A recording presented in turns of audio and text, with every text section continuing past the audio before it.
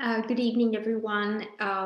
We do not have a quorum quite yet. So I know it's 6 p.m. and we have a very full agenda, but we're going to wait a couple more minutes until hopefully more members of our committee join, and then we'll get started. And thank you for your patience.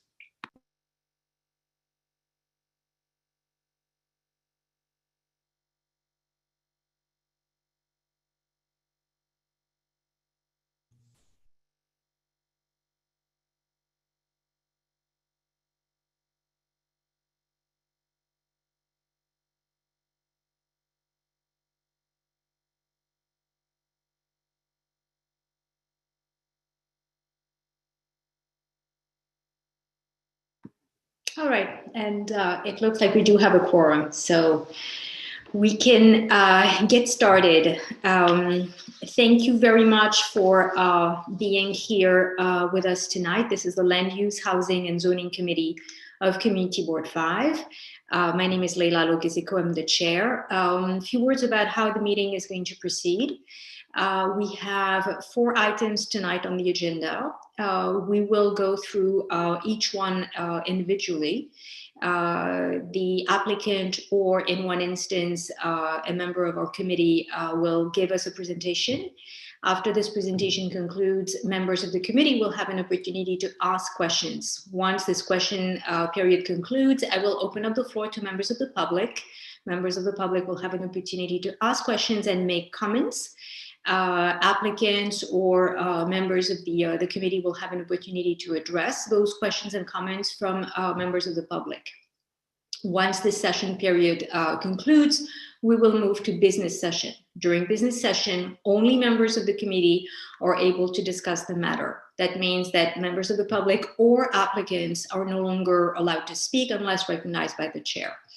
Members of the committee will discuss the matter, make a motion, and take a vote on this motion. The vote on this motion becomes the position of the committee.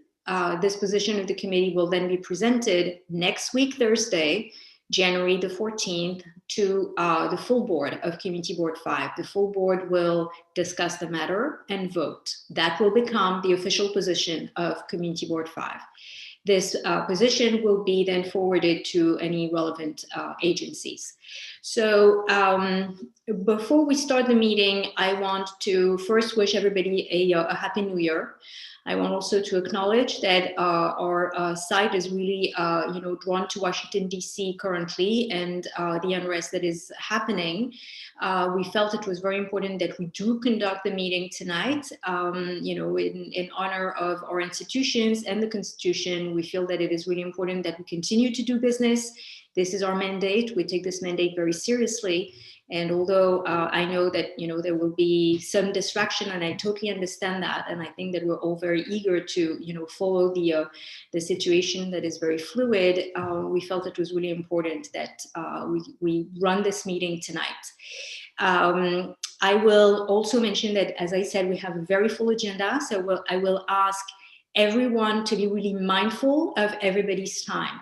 Presenters, please be as concise as possible. I think we're a savvy bunch, so you can assume that we know most of the background and stuff that about the applications we're about to hear. If need be, we'll ask clarifying questions. Members of the committee, I ask that you ask concise questions, and in your comments also I will ask you to be concise, and I will ask the same to members of the public. In your questions and comments, if you can be as concise as possible, that would be much appreciated. So the first item tonight on the agenda is actually not technically an application, but it is a community land use plan that we want to discuss, something that has been discussed by this board many times. It has been an issue, for many years, and certainly, starting in 2013. And I'm referring to Madison Square Garden. So as you know, Madison Square Garden operates with a special permit. This special permit was issued for 50 years, and it expired in 2013. It was then renewed for a period of 10 years.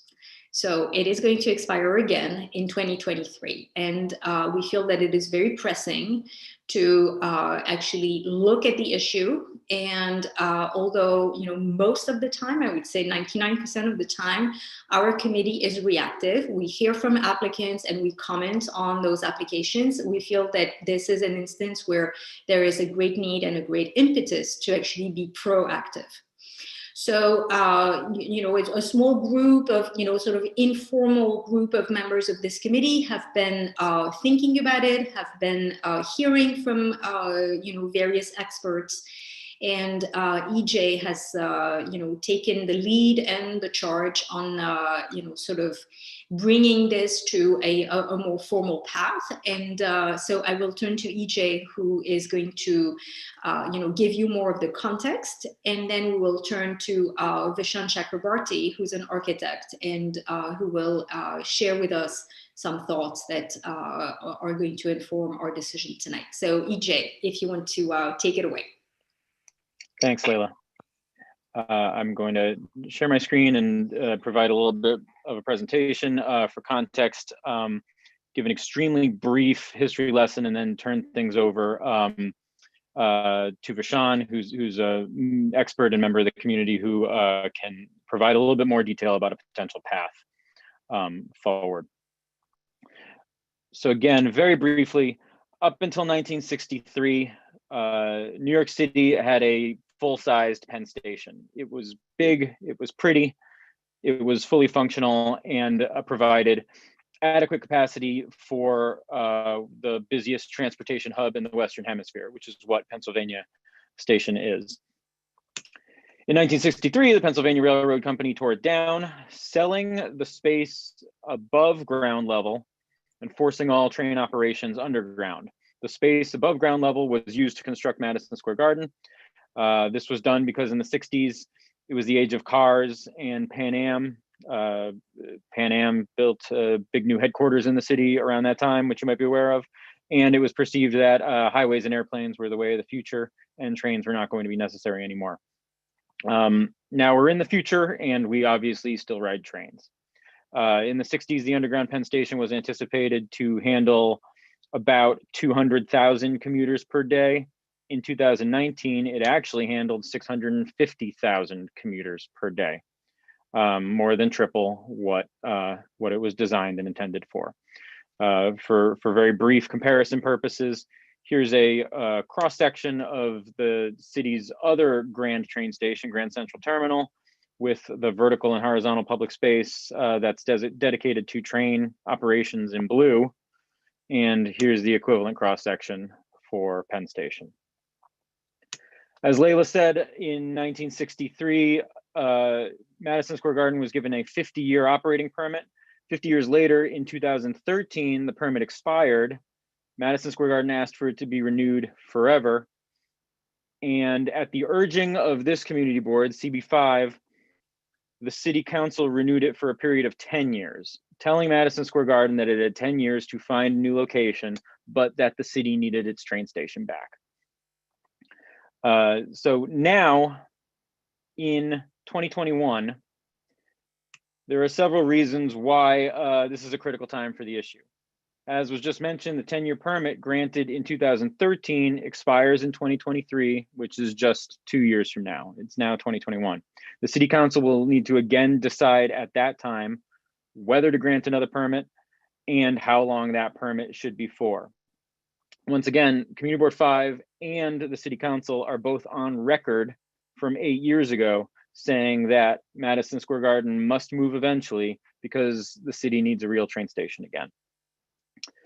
At the same time, the state is finalizing its plans for what Governor Cuomo calls the Empire Station Complex, which are his plans to redevelop the area around Penn Station.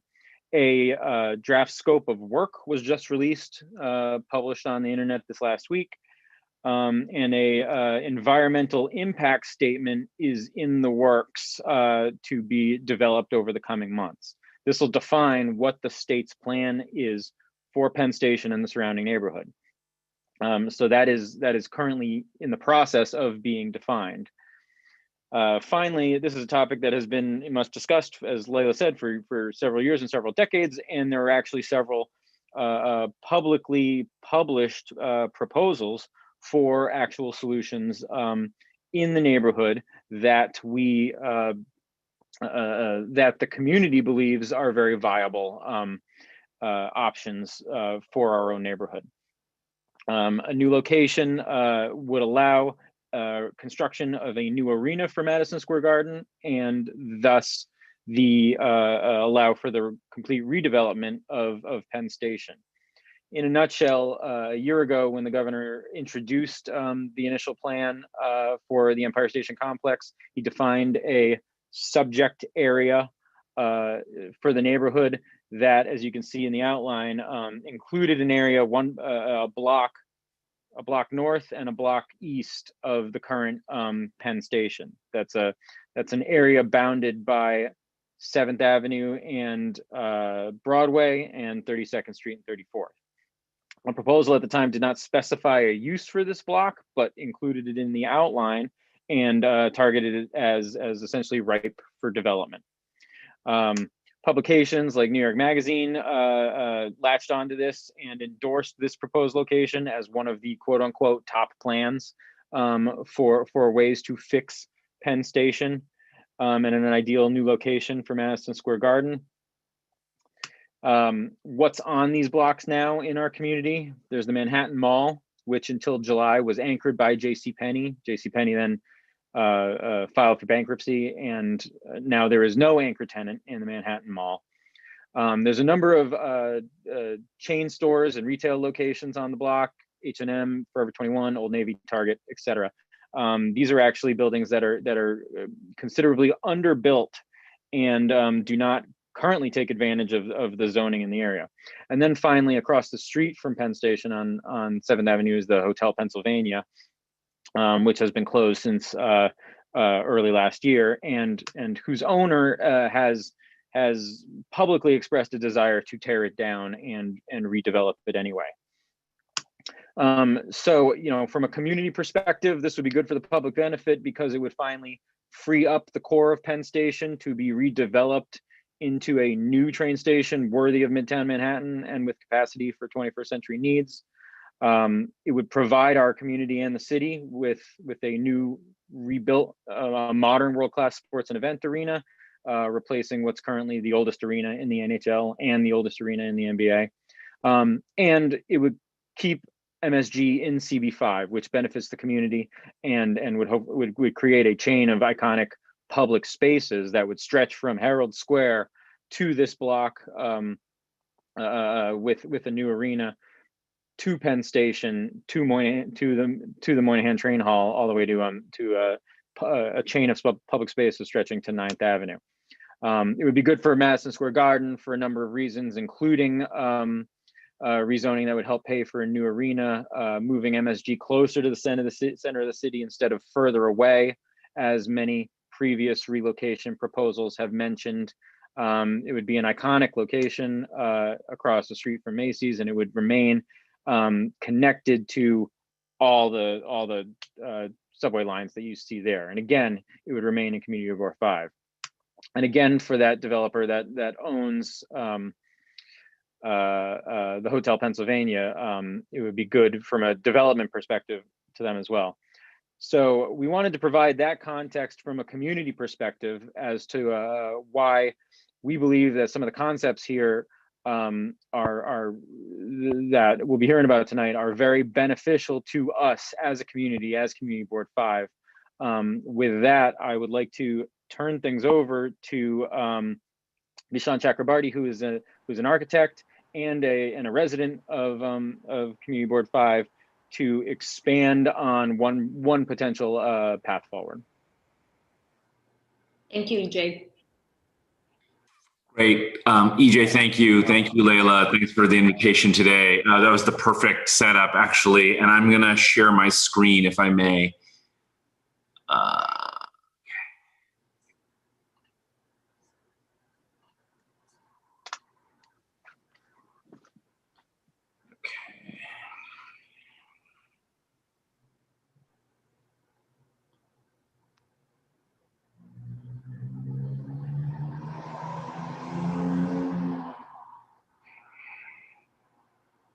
Sorry. Can everyone see that? Yes, we can. Terrific. All right, I know the time is limited, so I'm going to go through a lot of slides really quickly, and if you need to stop me and ask questions, please do. So I call this a miracle on 34th Street. I'm Vishan Chakrabarty. As was explained, I'm an architect. My office, Practice for Architecture and Urbanism, is in CB5. I've been a CB5 resident for a long time. We're doing this completely pro bono. We're not, no one is funding this work. We do collaborate. I am an RPA board member. We do collaborate with RPA, but this is not really an RPA plan either. It's just something that we have developed and hope that the community enjoys sort of learning from. So what are the objectives of this proposal? A lot of it was laid out by EJ, building on Moynihan Train Hall as a phase 1 to the fixing of the overall station, focusing next on increased train capacity and improvements to the main station. Moving MSG because it sits on top of the main commuter station to a new arena just south of Macy's. Zoning for new development around that new arena to fund the project and create an attractive destination like East Midtown. And what I mean by that is you're very familiar with East Midtown. You get the idea that people take trains into Grand Central and walk to their office building. A lot of people don't want to do that at Penn because of the current conditions of the station and the neighborhood. And we think this would transform all of that and make it a destination in its own right. And then lastly, this idea of how does one fix Penn Station once the garden moves? And we have this plan of recycling the MSG's current structure to reuse it as a new station. And I'll walk through that quickly as well. So it's wonderful that the state got Moynihan Train Hall open in conjunction with Vornado and others. Moynihan, as you know, serves primarily Amtrak, some westbound Long Island Railroad, no New Jersey Transit. Best estimates is it will serve about 20% of the 650,000 passengers that use Penn daily, obviously pre-pandemic, as EJ was talking about.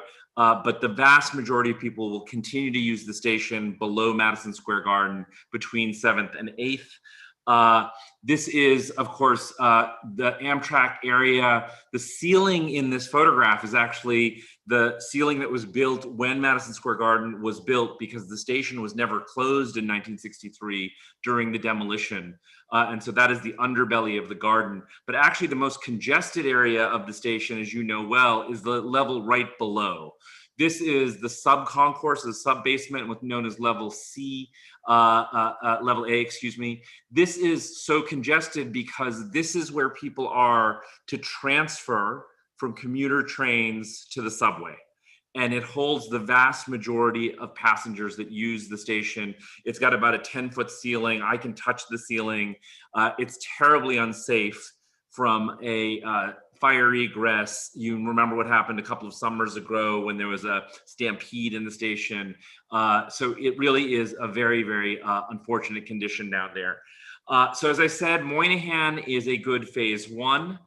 And then what EJ walked you through in terms of the state's proposal is to upzone through a GPP these blocks right here. And then of course there's talk about added density to what's known as Penn South, which will help bring in what's known as Gateway, which are the new tracks and tunnels that have been proposed underneath the Hudson, all to increase capacity and increase money for the station improvements. But really what it feels like, to me at least, is a lot of additional density, but not a lot of additional commuter train capacity to serve that additional density. Gateway is really critical, but I'm talking about not just train capacity, but passenger station capacity in terms of an actual building. And so we have a slightly different idea, but it actually works very well with the ideas that have been tabled. What if we could pair the increase in the density with a new home for MSG, allowing Penn Station to accommodate the new capacity introduced by Gateway?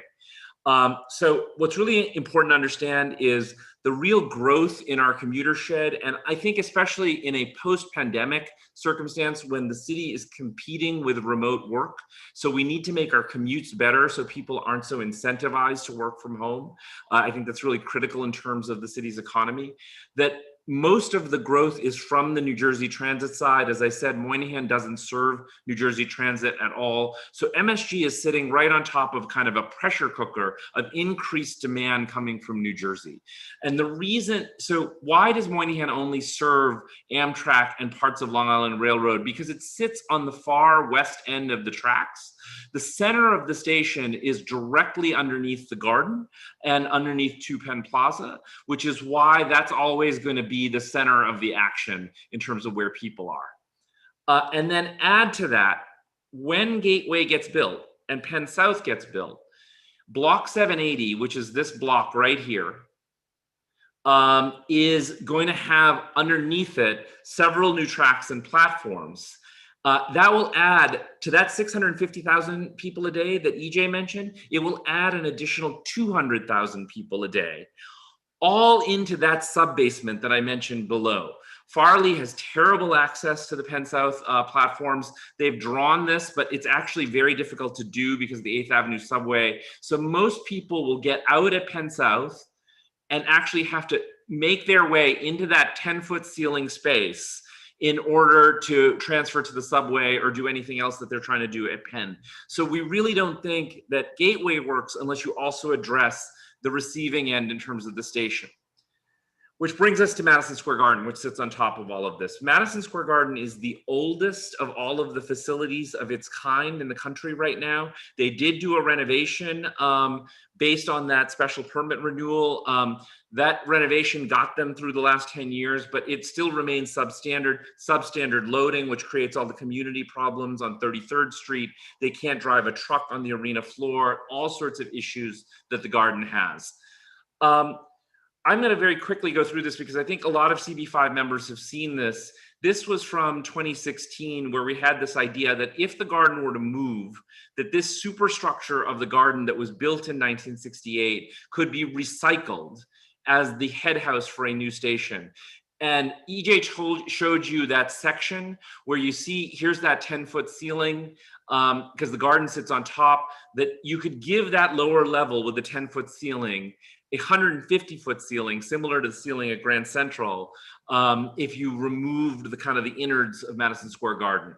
And so the whole idea is that there would be Amtrak, so that's Moynihan sitting on the west side of 8th Avenue, and a new commuter station, which is a larger facility because it's the lion's share of the traffic that's on the east side of 8th Avenue. And so what's interesting is that's very similar to, actually, if you've been to London, King's Cross and St. Pancras. King's Cross is the commuter station, St. Pancras is the National Rail and Eurostar station. And there's a whole new district that's grown around these stations, and they work very well in tandem. So we really believe that if you were to move the Garden, a new station would form this heart for this whole area in terms of many of the improvements that have been talked about by various parties. Moynihan, the new concourse, the new Long Island Railroad concourse that has been discussed, new entrances on 7th Avenue that have been proposed by Vornado, and Gateway Penn South. So you see how it is literally kind of the jelly that sits as the hole in the donut. That we think could be really critical to pull it all together. And the whole idea is it could have a dignified streetscape, just kind of station retail, not a lot of retail, not a shopping mall, some public space, and then very importantly, where the breezeway is between Two Penn and Madison Square Garden, a two-way taxi Uber stand, so you wouldn't have the scrum that you have today on 7th Avenue to get a taxi. In addition, the platforms are very congested. You can't widen the platforms, but what this proposal would do is it would eliminate all the internal columns, about 268 columns, that hold up the inside of Madison Square Garden, where those columns sit on the platforms today.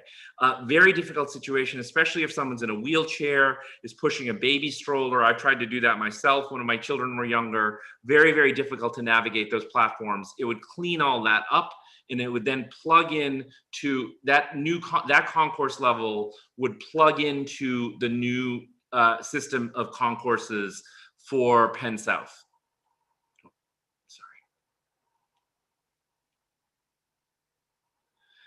And then this is just some before and afters. And we showed you all of this. This is inside the station, looking out from the platform level, from the subway.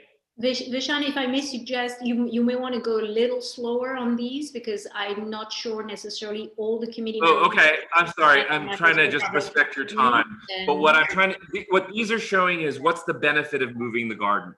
So if you move the garden, again, you could recycle the roof, the structure, and the foundations, making the construction of a new station much easier.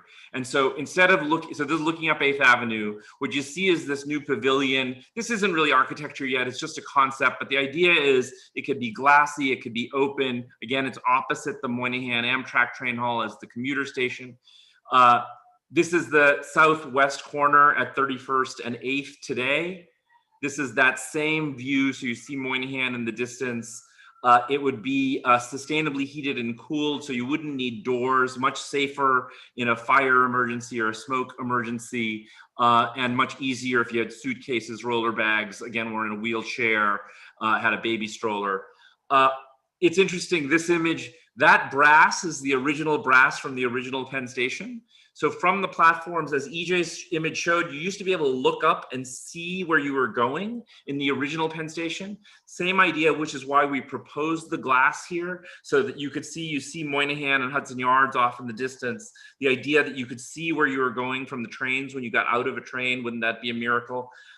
From the subways, again, this has that 10-foot ceiling. That's that Amtrak level. We're assuming that can be removed because Amtrak's moving to Farley. And so that would get a 30-foot ceiling looking out in that space that has the 150-foot ceiling. And then finally, this is from the breezeway looking west at the Amtrak level, where you would get that vista of Moynihan off in the distance.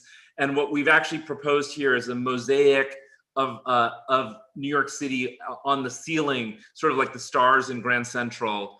And so that would allow you to, again, to sort of get your bearings when you got out of a train. And actually what's interesting is that aperture exists in Madison Square Garden, and that would actually be really key. There'd obviously be a skylight over it, but for smoke purge in the event of a terrorist attack, an insurgency by white supremacists, whatever it might be that you need to run from in the station. So in terms of safety, very important. So that was all in 2016. Michael Kimmelman, the architecture critic for the New York Times, covered this with us. You may remember this back in 2016. In 2017, your board asked us to present the entire plan, passed a resolution that asked for this to be studied. We presented this with Michael Kimmelman and Tom Wright, the president of the Regional Planning Association and a good friend. And you voted overwhelmingly in favor of serious consideration of it, sent that resolution to all the elected officials and so forth. So the big question that all raised back in 2016, 2017 is, that's all well and good, but where does the garden go? And so what's interesting is here we are in 2020, and as EJ mentioned, ESDC, the state, has proposed a general project plan, a GPP, for this entire district, including these blocks up here between 6th and 7th Avenue from 32nd up to 34th. And we think that is a great opportunity to think about where the garden could go. They've proposed a great deal of density. They have not really, to my knowledge, explained what station improvements in the commuter station this density would pay for. But I don't think you can get away with saying, well, this is transit-oriented density when the transit is broken. And so the idea that you would add more density at Macy's, at all of these different sites, without tangible improvements to the commuter station seems like insanity to me. And so this is actually, I didn't plan this with EJ, but it's the same slide he just showed. So New York Magazine in 2020 said, why not combine the two plans of what we were talking about with what the governor was talking about and move the garden to those blocks, again, between 32nd and 34th, between 6th and 7th Avenue. And so the idea is the garden could move to those new blocks along with a fair amount of density, and that would help to do a number of things.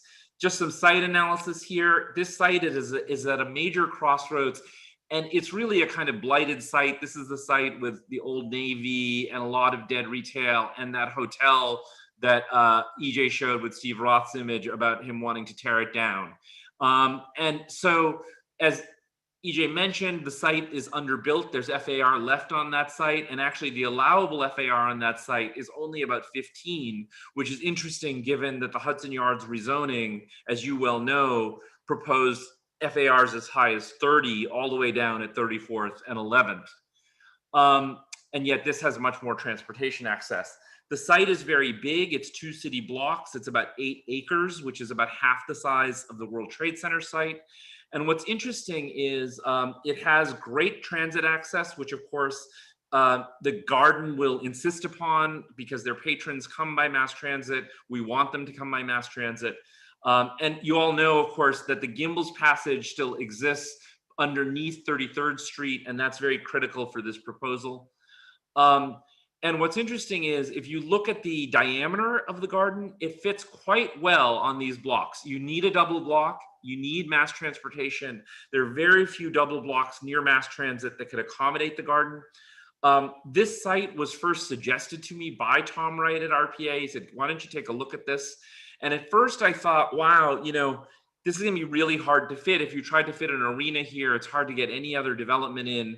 And then we looked at it more carefully and realized that you could actually get fairly substantial development at the corners of the block, and you could get a site in the middle for a new arena, and that site in the middle would have low opportunity cost in the sense that you wouldn't put more towers in the middle because it would crowd the towers on the corners.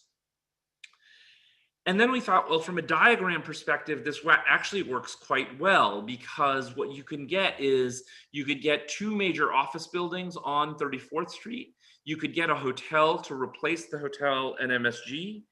And you could get a residential building as well, responding to the more residential character as you move towards Madison Square. And then the garden could sit in the middle. And then very importantly, as you know, 33rd Street is now closed here and it's closed here, which means that 33rd Street could act as a service drive. Today, most of that service occurs here. It's a horrible mess. The talent doesn't like it. The garden, it's one of the most expensive arenas to operate in the country because of the way the service works. And obviously it's very detrimental for the community. So having a proper service drive for the garden could be very beneficial for everyone involved. So this is a closer look at that. So again, you have office lobbies on the corners where you'd want them, a hotel lobby, residential lobby, retail, a new plaza as a piece of public space on 32nd Street. And then something the garden has not ever had in this location. You know, you can stand right here at 33rd and 7th. And if you stand there for 10 minutes, someone will ask you where Madison Square Garden is because they can't find the front door. Here, you'd get a major entrance directly across the street from Macy's, which we think would be highly beneficial to the garden and something that we believe they've always wanted. You also get entrances for talent and for VIP in terms of servicing and proper loading and being able to drive a truck right onto the event floor. And so this is a view on 34th Street. You see Macy's on the right. You see the new garden entrance on the left, looking down towards the river. And just the idea, again, not architecture, but just a concept of what a dramatic entrance the garden could have on 34th Street. And then on 32nd Street, again, this idea of public space, a major new transit entry. And so we think something quite positive. Something I think the garden will be very interested in is the Gimbel's Passage would serve to give the garden direct access for their patrons in inclement weather, just like they enjoy now. That's very important. It would also, just to orient you, so Macy's is right here, 32nd Street's right here. So major entrance on 34th, but you could also enter from 32nd. And then again, entrances for talent, VIP, service, and again, that ability to have a tractor trailer truck for an 18-wheeler to drive right out onto an event floor. Our firm knows the garden's technical requirements fairly well. We've test fit this entire thing. I won't go through all of this, but this is very important in terms of their business model. The boxes and VIP amenities, very critical. Barclays Center has all of those. They're considered somewhat substandard in the current garden. and that it could work for hockey as well as basketball. So this is it above the street there on 33rd Street. So it's sort of hovering, and we've done that to allow 33rd Street to go through and have that service drive. Okay, so obviously you'd be very interested in FAR. What we're proposing here, it doesn't have to be 27, but we think that 27 would be appropriate in such a transit intensive location.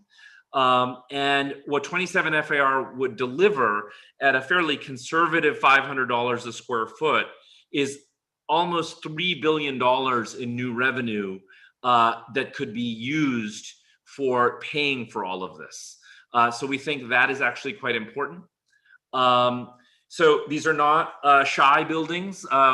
This again is not architecture, but it is meant to be creating a major new commercial hub and corridor, again, next to what is a fairly low cityscape of these two train stations. And so this is a kind of 34th Street high spine from the Empire State Building looking westward towards the Hudson Yards buildings, the height of these buildings in the same general range as the Hudson Yards buildings. And then you see another view of it. And again, so you see this idea of kind of a bowl where you have density to the east and to the west of what is the Penn Station complex. We think as a consequence, you could have a little less density on block 780, but that would be for others to decide.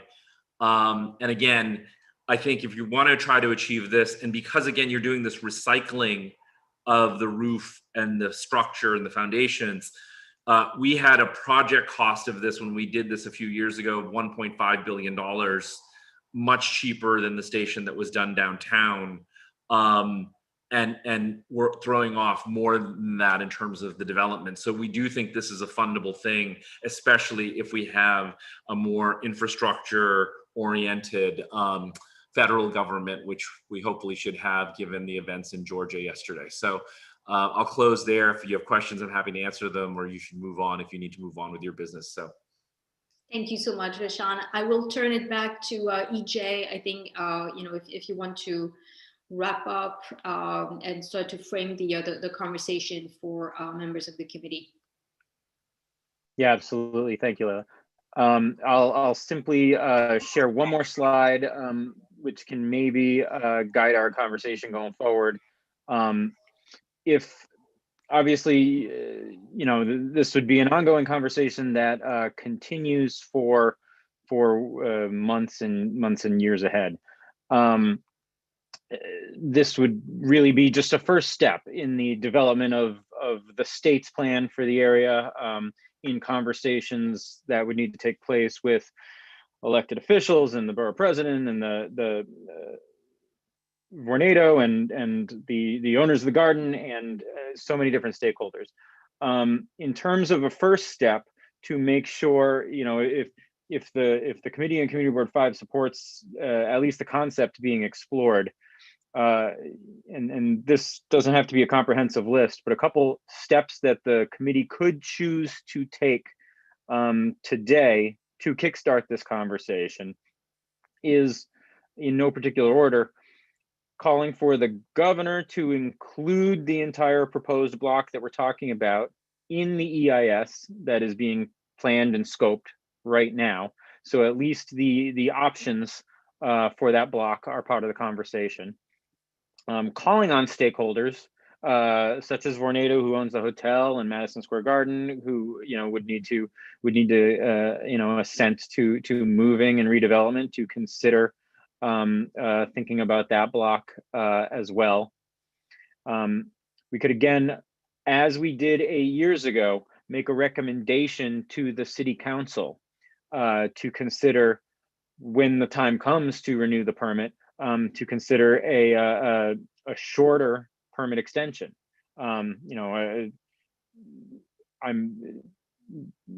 one knows what that would necessarily look like yet. It could be to give them another 10 years. It could be to give them 5 years. It could be progressively shorter time periods linked to the consideration of relocation. And then finally, something else that we've thought about is that small working group that Leila talked about has considered that it perhaps makes a lot of sense for us as a community board, as a community, to prepare a report through that working group to present this proposal, not necessarily fully baked, but along the lines of a community plan that coming from the community that we could adopt and use to guide our own discussion and the assessment of all the interconnected pieces, the actions of the stakeholders and the actions of the state, et cetera. So these are some ideas of what could guide our discussion and actions that the committee and thus the full board could take this month at what is pretty much a critical time for the reasons that we talked about to be part of this discussion that's going to happen over the next couple months, one way or the other. By taking action tonight, we can make sure that we are part of that discussion. Yeah, thank you very much, EJ, and thank you, Vishan, again for a great presentation. So just to continue to frame a little bit what is in front of us and what we're doing. I know it's a lot. Members of the committee are probably thinking like, "Whoa, what just happened?" It was a lot of information that was delivered in a short period of time. But just so everybody understands what we're trying to do here, the idea is not to say that we love every bit of it and that it's great. It would be foolish because most of you have just seen this for the first time. And as much as we're going to ask questions, really assessing properly the impact of this proposal cannot be done realistically in the course of this meeting. And we certainly appreciate that. And we have discussed that with EJ and with Vicky and with others. What we're doing tonight is actually embracing a concept that basically takes into account a number of facts that are undeniable facts that we're going to have to deal with, whether we take the lead or we are passive recipients of whatever actions others, the governor, the city, are taking. The facts are the governor is barging through with a land use proposal. That is happening regardless of whether we approve it, we disapprove it, we make recommendations, but it is happening. In what form this is happening, we don't know.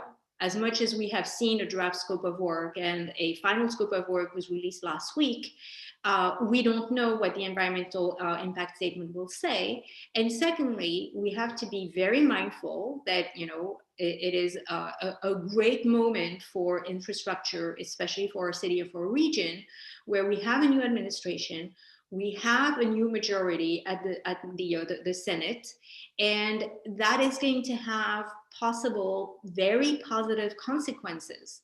And we don't know what those are going to be. Is Pete Buttigieg going to give us $1 billion, $2 billion? We don't know. We hope, and we're going to continue to advocate and have these conversations, but there are lots of moving parts. But the one thing we know for a fact is that the governor is barging through with a land use proposal that is connected to transit upgrades. Okay, so we know that. The other thing that we know for a fact is that MSG has a permit in place to operate until 2023. And this permit is going to expire. And a number of things can happen. As EJ said, we can advocate for yet an extension of this permit. But we also have to be mindful that we take the risk that the city, this time around, including the administration, the city council, the borough president that will be in office in 2023, may actually decide that this whole charade has been going on for too long, that it is an unsolvable problem, and that the garden is going to stay where it is, and then we're stuck. Today, we have the opportunity to actually push for a solution. Will we be successful? I don't know. Is it the right plan? I think so. I'm not totally sure because we haven't had the chance to really dig deep. So what we're proposing today is to take a vote that will be the position of the board, that we do think that the concept is a good concept, and that we're going to create, as EJ said, we're going to create a working group, and that this working group is going to, in essence, produce an environmental impact statement. We're basically going to do the research. It's going to be, labor intensive, but we believe that it is doable. And hopefully we'll get additional resources from, various groups. Maybe we can get funding from the borough president's office so that we can hire land use experts and to assist us in this task. So the idea today is not to embrace all of the parts of this proposal, but to embrace the concept so that we have free reins to continue to look into it and make sure that we shape it in a way that indeed has addressed the issues that we may have. Do we want that much density? I don't know. Do we think that it's going to have unintended consequences on local businesses and possible displacement? Personally, I don't think so, but we need to look into it. So we need to look into all these aspects. So what we're going to discuss today is not the specifics, but the general concept. And hopefully we can approve this general concept so that we can get to work. So with all of that said, I hope that you have all been able to soak up all this load of information, and I will open up to for questions by members of the committee, and you can use the raise hand function. So do we have any questions from members of the committee? Any questions? Okay, so seeing none, I will open up the floor to members of the public for questions or comments. Members of the public, whether you are part of the attendees or you're panelists and you may have questions to this item that we just discussed, you can use the raise hand function to ask questions or make comments. Any questions, comments from members of the public? If you're joining us from a phone, you can press *9 to indicate that you'd like to speak. Thank you, Luke. Any questions, comments on this item? Okay, so seeing none, I will move to business session. And during business session, members of the committee make comments, and we will make a motion that will be taken to a vote. That will be the first vote of the evening. Any comments? EJ, I'm going to call on you. Oh, wait, I see someone raise their hand. Dave, go ahead. Sorry, it's just me, of course. I think you've done a great job with this proposal. I just want to be aware that, like on page 38, the amount of office space that's going into this complex, we've got to be aware of overdevelopment here in Midtown. And just if we keep an eye on that, I think you've done a wonderful job. It's a great proposal. Thank you. Thank you, Dave. Thank you. Other comments from EJ. Sorry, I can't raise my hand as a host, I don't think. The one thing I want to add is that, as was mentioned, we can quibble with and continue to weigh in on many different facets of what we have heard tonight.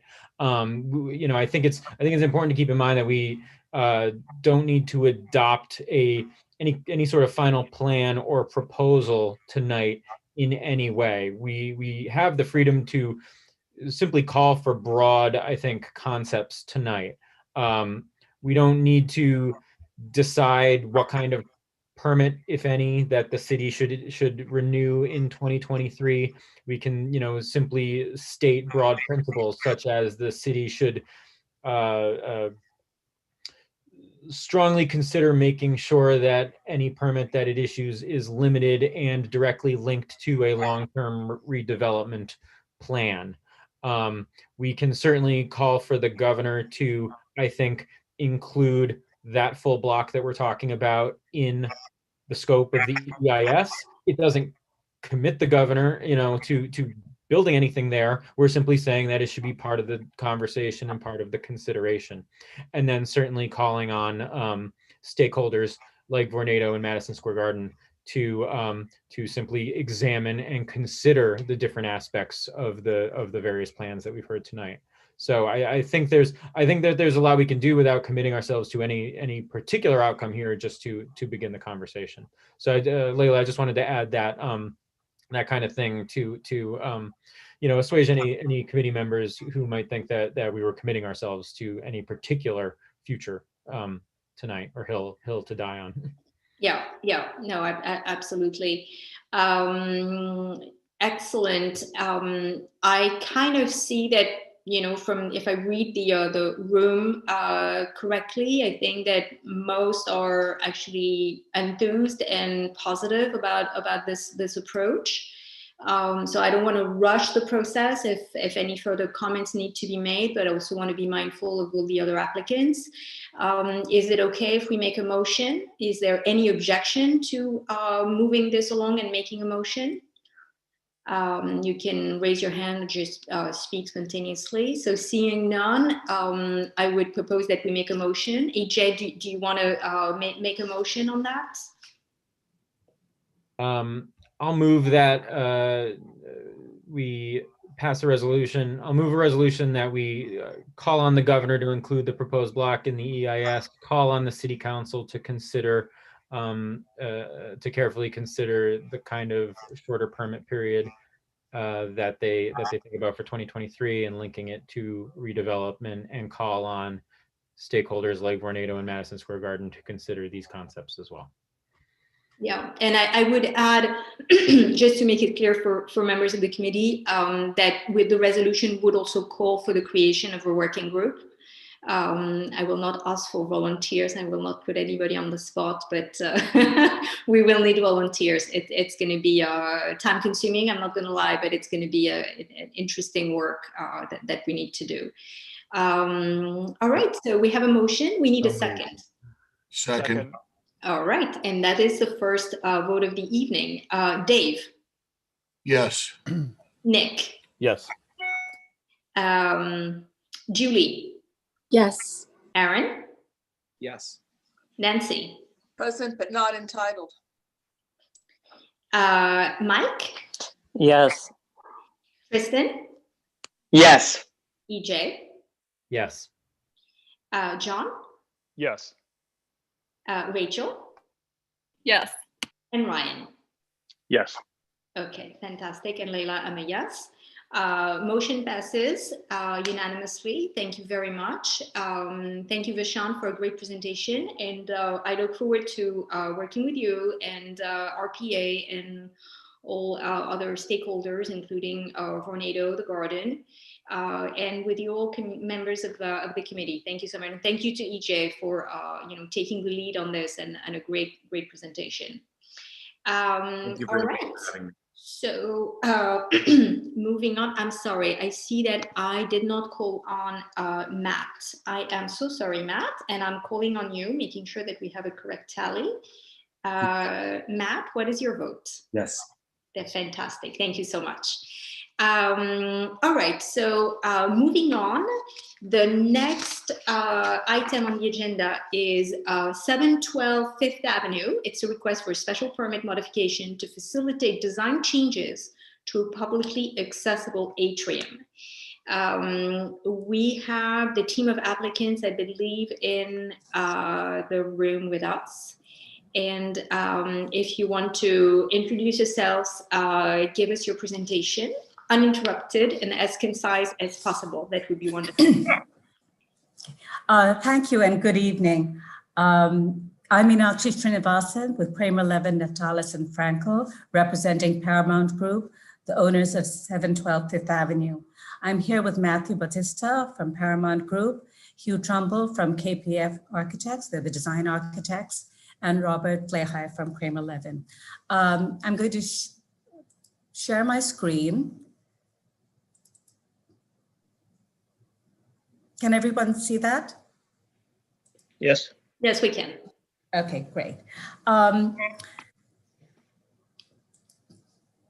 Okay, so we're here to present the proposed minor modification application to a previously approved special permit associated with 712 Fifth Avenue.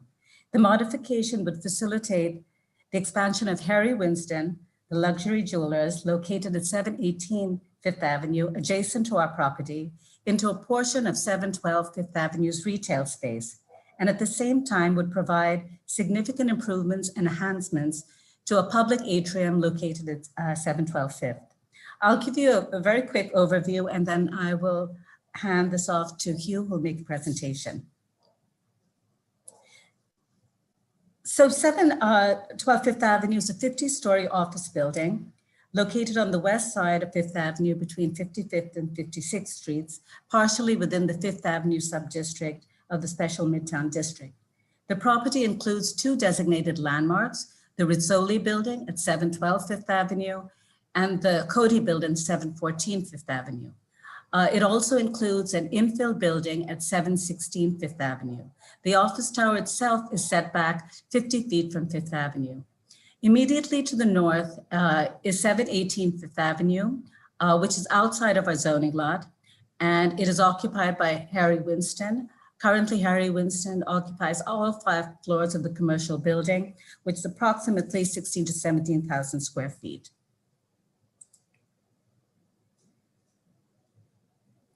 The office tower was developed pursuant to a 74-711 special permit in 1986 for bulk and use modifications in exchange for the restoration and long-term preservation of the 2 designated landmark buildings. The centerpiece of the Cody Building, this is here, 714, is a set of decorative windows that extends from the 2nd floor to the 4th floor of its Fifth Avenue facade. And these were designed by the renowned glassmaker René Lalique. The City Planning Commission approval of the special permit included a public atrium space within the retail space at 712. And within that retail space, the public could view the Lalique windows. Henri Bendel Department Store has been, or had been, the building's single retail tenant since the building was constructed, occupying approximately 80,000 square feet for close to 28 years until it vacated the space in early 2019. And some of you know this, but unfortunately the nature of retail has really changed, and it's been compounded more recently by the pandemic. And as a result, Fifth Avenue has significantly suffered, including at this location, where there's no longer a market for large retail. Despite significant marketing efforts, the retail space at 712 has remained vacant for the last 2 years, with retailers really not willing to take over 80,000 square feet of space, which is currently configured within 712 as a single tenant space. As a result, the space and frontage along Fifth Avenue has remained dark, the Lalique windows unlit, and a retail activity and continuity along the Fifth Avenue corridor has been disrupted. Paramount over the past 2 years, or past 1.5 to 2 years, has been engaged in discussions with Harry Winston at 718 Fifth Avenue, who are completely committed to occupying 4 floors of 716 Fifth Avenue, as well as space within the 712 office tower along 56th Street, pending City Planning Commission approval. This would amount to approximately 18,000 square feet of retail within 712 Fifth Avenue, and it would double Harry Winston's current space. In order to accommodate the expansion of Harry Winston, the retail space within 716 would have to be reconfigured, which would affect the public atrium within 712. This proposed reconfiguration actually gave us a real opportunity to improve and enhance the public space and provide immediate benefits to the public, including lighting of the Lalique windows to be viewed from the street. As the proposed changes would affect the CPC approved drawings of the Fifth Avenue atrium, a minor modification to the special permit is required, and such applications are referred to the community board. So this would be the 5th modification application, and it involves reconfiguring and subdividing the retail space, the single tenant retail space, so that Henry Winston could expand and occupy 716. Previous minor modifications in 1987, in 2004, and 2008 have all included changes to the atrium in order to accommodate Bendel as a single tenant. The proposed modifications will also include improvements within the Fifth Avenue atrium that would enhance the viewing of and access to the Lalique windows, improved vertical circulation for the public, and upgraded signage and lighting. And I just want to emphasize that I think all of you recognize the situation we are in right now. And we believe that the proposed expansion of Harry Winston into 716 would secure its long-term presence on Fifth Avenue. It would reactivate retail space along within 712 Fifth Avenue, and together both would really accrue significant benefits to this major corridor, retail corridor in Midtown. So with that, I will turn it over to Hugh. Thank you, Meenakshi. I think that it's an interesting problem and a challenge. KPF has been involved in this building since its inception, saving the landmark facades in the original tower development. And it's been a pleasure to work with Paramount, who has been absolutely committed to doing the building justice, as it has improved the building throughout and created a new lobby for the office building on the other side, which is quite beautiful. They have looked to us to modify the atrium space, and the challenge of the problem is, that Henry Bundell has moved out. They're a large tenant, and it's, as Meenakshi has talked about, it's very difficult to lease that space, being so large. So the fact that Harry Winston wants to expand, and it's expanding to the side, taking over 716, but it's also expanding deep into the property, which in the deep space, the deep retail space, which has to go over the lobby, is a difficult space to retail. So as you look at the plan here, you see moving the positions 2 are both along the street here on Fifth Avenue, but also deep along 56th Street. And that is allowing them to really create a really proper anchor store and create this long-term lease condition that will be secured for Fifth Avenue, which I think is really pretty important. So what does that mean? It means that the wall moves towards the atrium. There were originally 3 townhouses here, and one was torn down. This position number 1 is actually a new building that was built in the time of the original tower development. And number 2 is actually a new building, but it was made to look like number 3. Okay, so these 2, as we've talked about, are not landmarked. The positions 3 are landmark facades. And the real gem here, if we go to the next slide, is the Lalique windows that occupy that front facade, the Cody building, and they're really beautiful. And today they have never been fully appreciated because of the way they've been lit and the way that the atrium behind it kind of captures the quality of the light. It's not there, it could be much better. And Paramount has challenged us to look at the atrium in a way that we could improve the situation while allowing Harry Winston to move to the south a little bit and take over 716. So with that being said, there are a couple of issues here. So the Lalique window as a landmark, making that a special piece. There's a series of catwalks that are behind the wall, and we'll show you how that works, but they block the view. They block the presence of the Lalique windows from inside, particularly on the ground plane.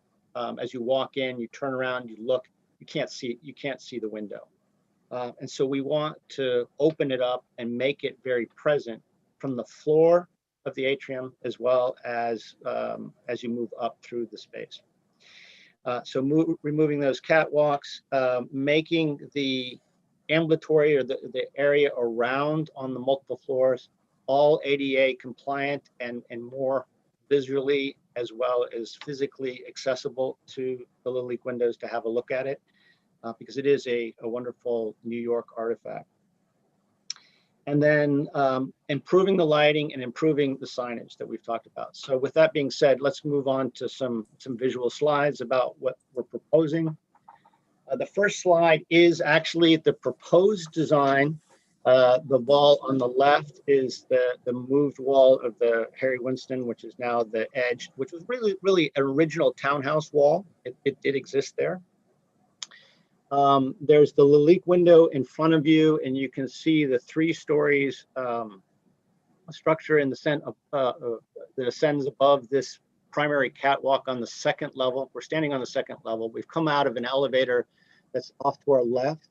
We can walk around on this floor and then up a wonderful staircase, and then actually go up to a new platform that has a glass floor, really light element that allows you full access to look and inspect the wonderful historic artifact. We've also removed some columns that are over here so that as you move around, you have a much better viewing of the space. With that being said, I know I've talked about a lot of things. Let's go back and look at the plan as it was originally. So here it is on the ground floor. I guess you guys can't see my cursor. So you come in through the center doors here, and you stand in the atrium. As you move to the back of the atrium, you would turn around and look up, and you would see the Lalique glass, but you can't because there's all these catwalks there. As you go up the staircase through this little threshold here, or the elevator in the back, you go up to multiple floors, and there's an ambulatory that takes you around, and you can see on the 2nd floor, you can see the fairly large piers, you can see the columns that are there, and it's a fairly kind of congested movement around the space, and everything is in the way of actually seeing the glass wall, which is a beautiful artifact.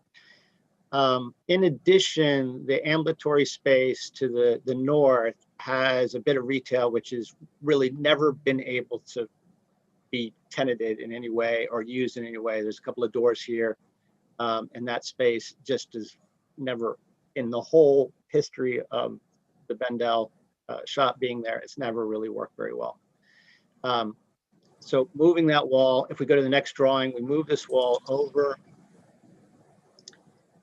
Harry Winston is able to expand from their property into the 716 property. We actually move the elevator forward so that it's directly on the atrium space. And on exiting that elevator, you arrive on a new glass platform, which is quite light and very special. And it has a series of signage and a kind of a discovery of the Lalique story right there on the railing as you look back at the glass wall. We've also accommodated a handicap lift or ADA compliant lift and a new set of staircases that lead you to an expanded platform that it gives you a kind of gracious moment to observe the glass wall. On the ground floor and throughout the atrium, there is new directional signage throughout and a much better modern program in terms of signage that probably will work with your iPhone, so you can have direct link to the history of the Lalique glass world. All right, if we go to the next image. So what we've done is we've taken an existing photograph. This is as it is today. It shows the catwalks, and note, we're standing in the back of that atrium space. We're looking back, and all you see is the bottom soffit of all those catwalks or bridges that run through. They're very difficult to get to, and to date, very few people actually occupy them. And then we take this interior photograph, we turn it into just a Rhino model that's been rendered up, so you can see the kind of the shift to the virtual world. And then we'll show you the proposal. So we go to the next image. This is our proposal. We're using the black trim glass that defines the storefront, that is the glass that the mullion system that frames the Lalique windows. And that becomes the armature of the catwalk with its glass and lightness there. And we've actually brought it down just slightly. So this edge is at the bottom. When you're standing at the back, this edge is really at the bottom of the Lalique glass experience. So you're really seeing from this point in the plan, you see a little eye there, you're actually seeing the full spectrum of the glass as you look up. So if we go to the next image. So these are sections. On the left is the existing section as it is today, and there's a series of catwalks above this, but the catwalk as it is blocks the view of the leak glass even from the vantage point that we're talking about. There is a fairly substantial cornice on the outside. Maybe you can remember it from the side. So the leak glass really starts at the top of that cornice and goes up. We've lowered the catwalk down. We've expanded it out just slightly so that it's more generous for a wheelchair and potentially other people that will be occupying it at the same time as somebody on a wheelchair. And by lowering it and making it all a lighter structure, we improve the visual connection to the window. All right, we go to the next image. These are interior renderings of the model cut in. You can see the existing condition, a series of platforms that run up. That's what we saw when we were looking in the existing photograph that block the view of the leak windows and block the light, the glowing light from the atrium from expressing the glass on the outside.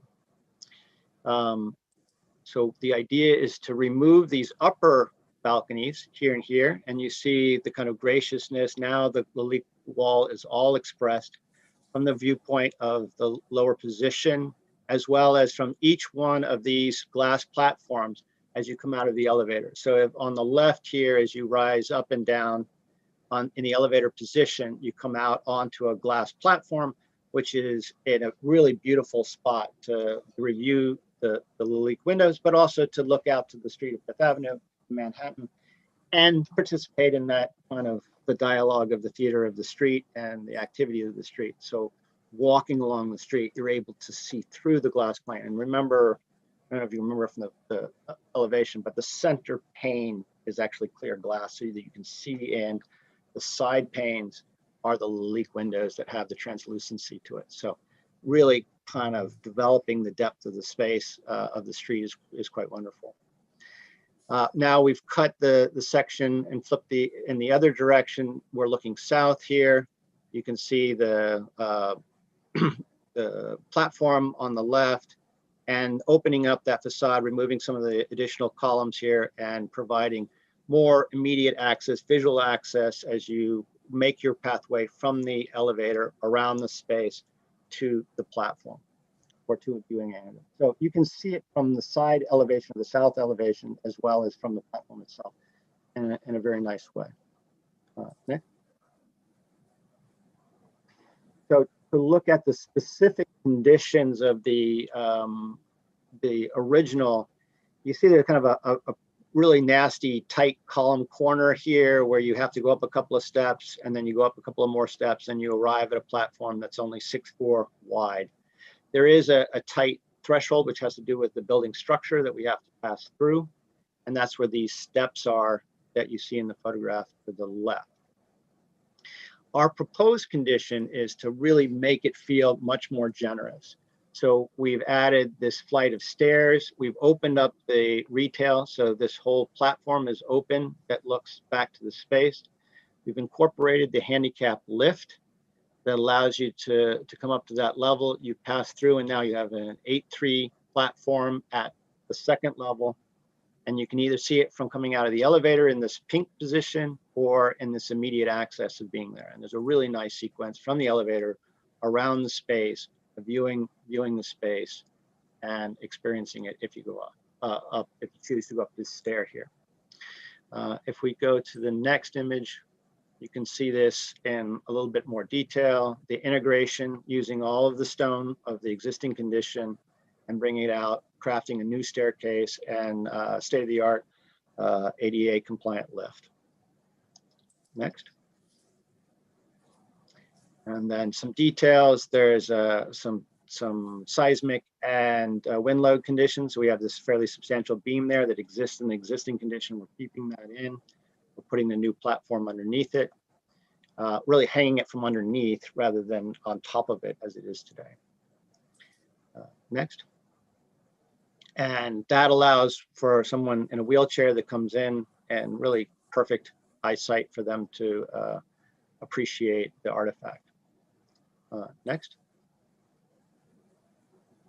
And then just looking at how as you go up, that little knuckle of stair to stair transition, the catwalk goes away, those stairs go away, it gets all opened up, and it's much more accessible to viewing. Next, and much more immediate. And then lastly, and a big part of glass, of course, is lighting. So we have had the opportunity to work with Suzanne Tillotson of Tillotson Associates. You might know her from working on her work on the lighting of Lincoln Center. Really beautiful fountain, and the facades there quite well done. The Bloomberg European headquarters in London, fantastic building, well disposed lights. A really international class lighting designer is working with us on this to capture the very essence of the Lalique glass. She's really enjoys this project. It's something that's important to her. If we go to the next image, she spent some time with us on site, looking at the quality of the glass, the amount of translucency, working on the appropriate light fixtures to help us really pull the qualities of the Lalique glass out. And you see there's a real three-dimensional floral pattern or weave that defines the various panels within the glass figure. And those are 2 panels on one side, a clear panel, and then 2 panels on the other side. And we go to the next image. You see the image on the left as it is today, unoccupied and dark, but the lighting today never really showed the quality of that floral weave that rises up through the Lalique glass window panes. And the objective in the design is that we light it really closely with modern fixtures that really bring out the three-dimensional qualities, but also create a bright space behind it so it feels to glow. It captures your attention when you walk down the street. It captures your attention when you're inside the space. And it really gets placed as a wonderful artifact for Manhattan.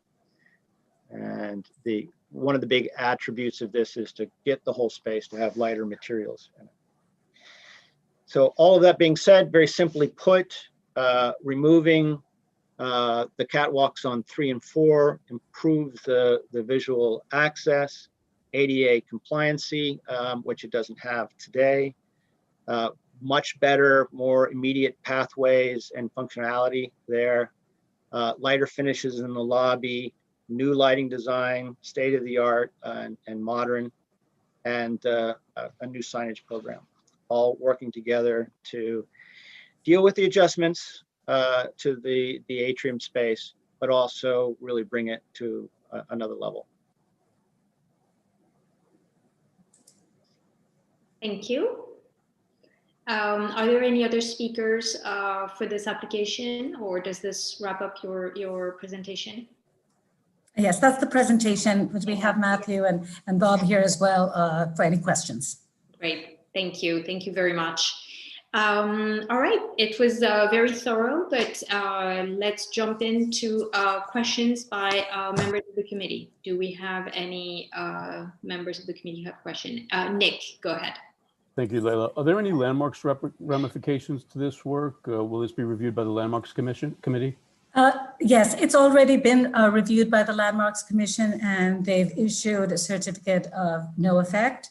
I think just for you to know, the interior of the space is not designated. It's only an exterior landmark, but Landmarks did review it, and they've issued a certificate of no effect for the design, as well as we are proposing a public space sign at the entrance, and they've reviewed that as well. So they've signed off on this. Leila, did CB5 review this?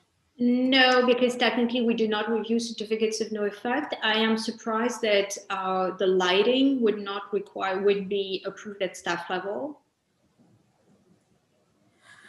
Right. I mean, the lighting, it's interesting, and some of you may know this, that at some point, Landmarks doesn't really take a position on lighting unless they're fixtures that are exposed and are seen from the facade. So, so that's why the lighting itself and the plan is still being worked on, and we're working with Tillotson, but it doesn't necessarily have to be signed off by Landmarks, unless they have fixtures that affect the facade. And yeah. Can the applicant put the lighting rendering back up on the screen? It looked like a lot of facade work was being changed.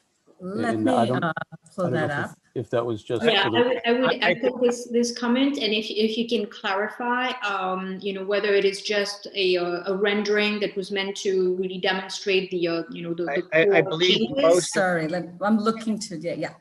Okay. Most of it will probably be a render from reality to rendering. Yeah. Yeah. So there no significant changes on the exterior at all. That answers my question. Yes.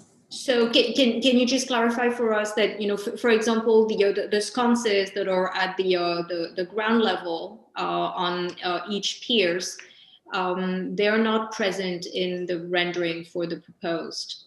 That is correct. Are you proposing to remove them? No, the flag poles, the sconces, the detail that's in the stonework, none of that is being touched at all. It will all remain in place. There's no significant changes. The only thing that this image was meant to try to communicate is us studying the lighting and the transparency of the glass wall and the depth of the atrium space. Okay, so it's not meant to be a representation of how the building is going to look like. All these elements that are currently on the building are staying on the building. There is no architectural changes to the exterior, with the exception of the signage of the Harry Bendel that runs across the facade there. Probably will be removed. Okay. What about the window frame? Changing the storefront at all? No. Okay. What about the window frames? It's just the rendering didn't capture those things. They're not going to be changed, and if they had to be removed, we would have to go to Landmarks again to for their permission to do that. Okay, thank you for the clarification. This is a KPF in-house rendering. It's not a professional rendering. It was kind of our design study. So got it. Okay, so we're just focusing on the rendering of the light. It's not meant to illustrate anything else. Yeah, so just to be 100% clear, there's no work being done to the exterior of the building other than the update of the pop signage. That's correct. Okay, great, thank you. I see that Ryan has his hand up. Ryan, go ahead. Meenakshi, thank you for articulating the ways in which the applicant has attempted to market the space, but recognize and understand the market that we are in. These modifications, in what ways would this evolve how the applicant is considering the use of the retail space? And in particular, my question has in mind the idea that sort of will these modifications be sufficient for what the applicant is thinking about for the use of the space going forward, recognizing the evolving retail landscape that they are navigating? Okay, I'm going to turn that over to Matthew from Paramount. Sure, forgive me for the lighting here, it's not the best. So just to reiterate, this project is really being done for two reasons. One is to facilitate Harry Winston's expansion, which Meenakshi painted the picture earlier.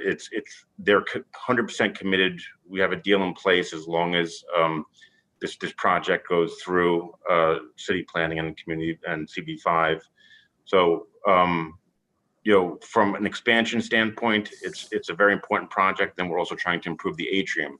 The remaining retail, this renovation actually squares off the interior of the space and makes it more, you can reconfigure it a lot easier. In the rear of the space, it's squared off. It doesn't have an odd area that goes off over the lobby as described earlier on the 56th Street side of the building.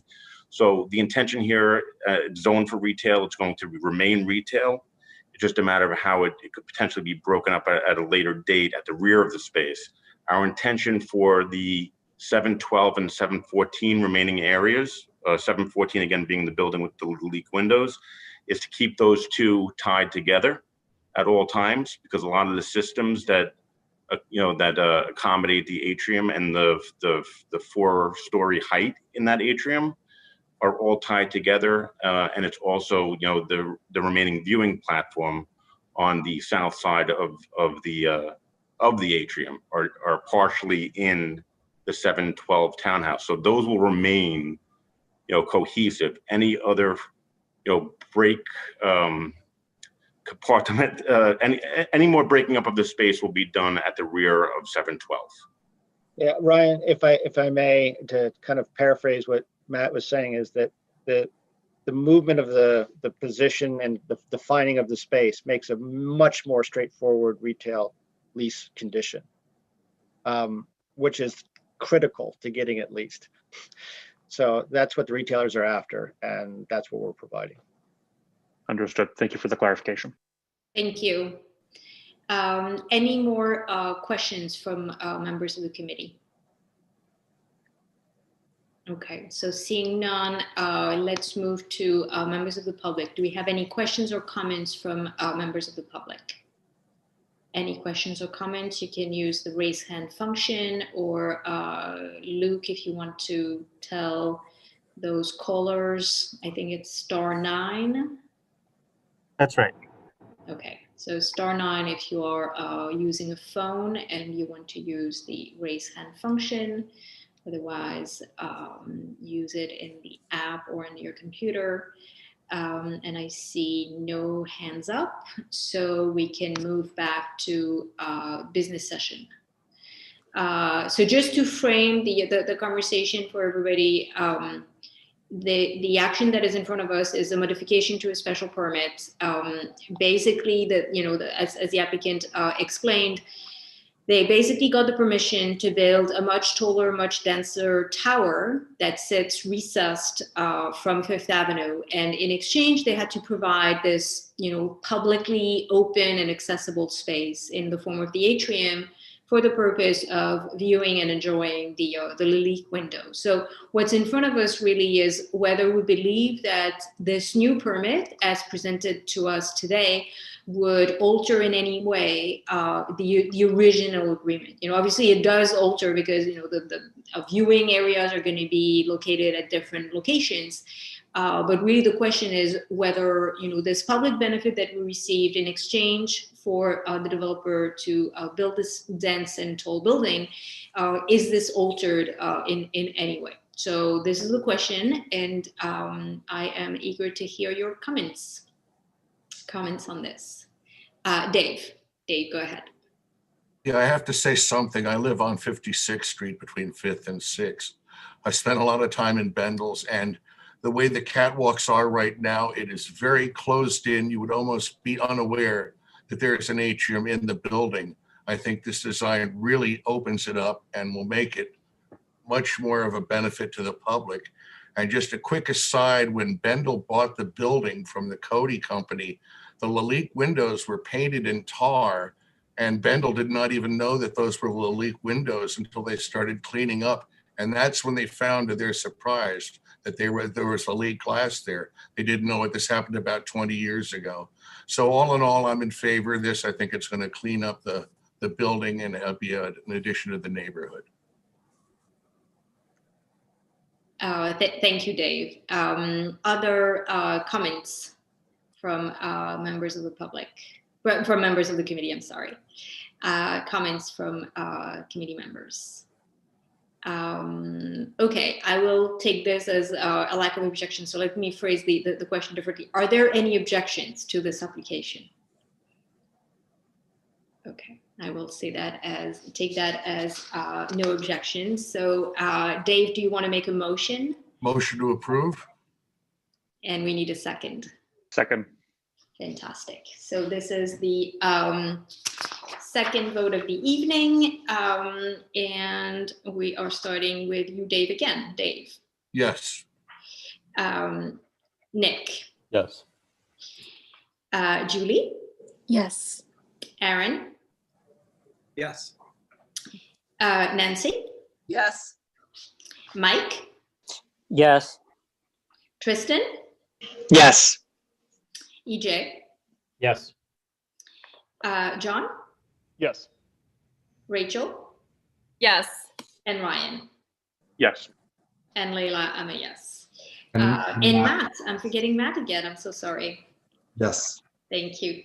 All right, unanimous vote, the motion carries. Thank you very much to the team of applicants for a great and thorough presentation tonight. Moving on, we are now going to hear an application for authorization to renew a pre-1961 zoning resolution special permit for a 196 space parking garage at 110 East 16th Street. And I believe that we have the applicant with us. Yes, thank you for meeting with us tonight. Wesley O'Brien of Fried Frank. I'm land use counsel to the applicants for this renewal application. And if I could share my screen, I will walk through a brief presentation. Thank you.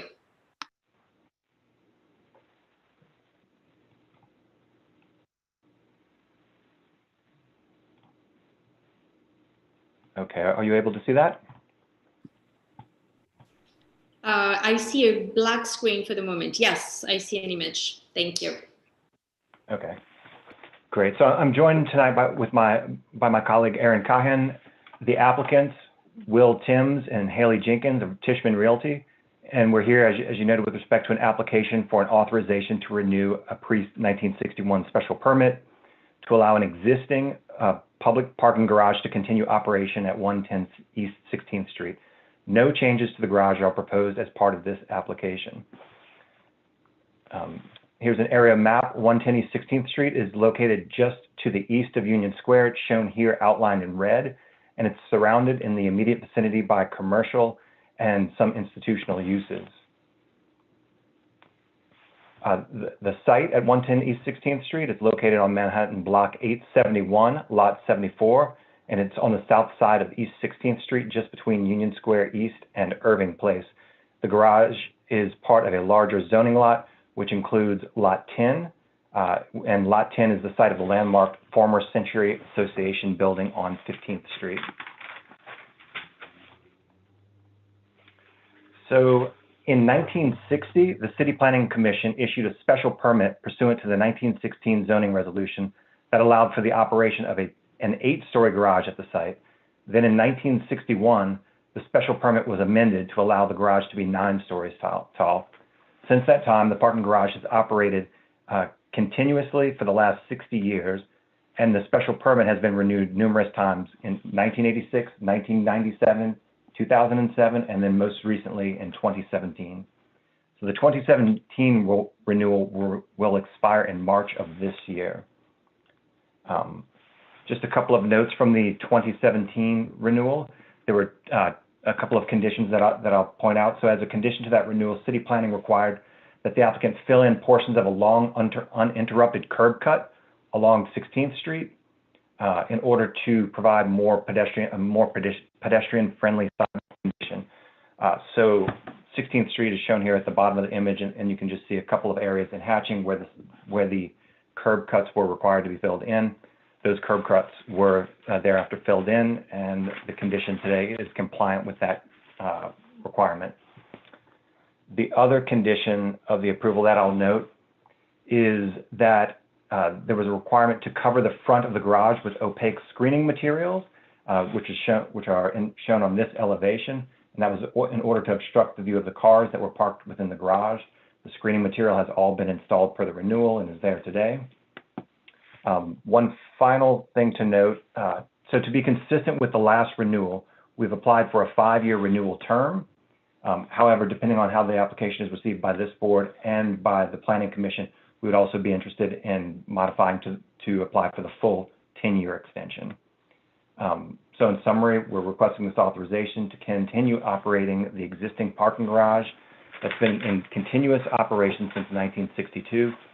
We respectfully request that you, as you did in 2016, again recommend approval of the renewal. And so with that, we're happy to take any questions. Thank you very much.